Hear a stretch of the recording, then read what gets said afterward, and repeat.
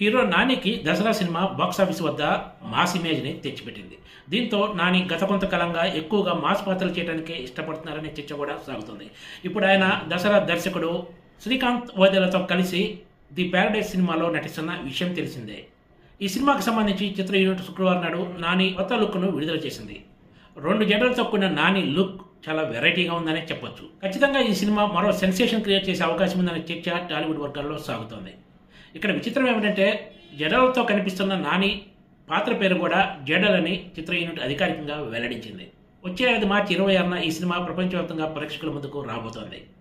2 జడలు వేసుకున్న నాని లుక్ వెనకాల ఉన్న ఫోటో కూడా ఈ సినిమా ఒక రేంజ్లో ఉండబోతుందనే సంకేతాలు ఇస్తుందని నాని ఫ్యాన్స్ అంచనా వేస్తున్నారు.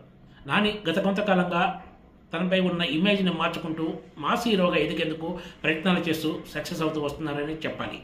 నాని హీరోగా నటించిన సరిపోదా శనివారం కూడా బాక్సాఫీస్ వద్ద మంచి కలెక్షన్ షేర్ రాబట్టింది.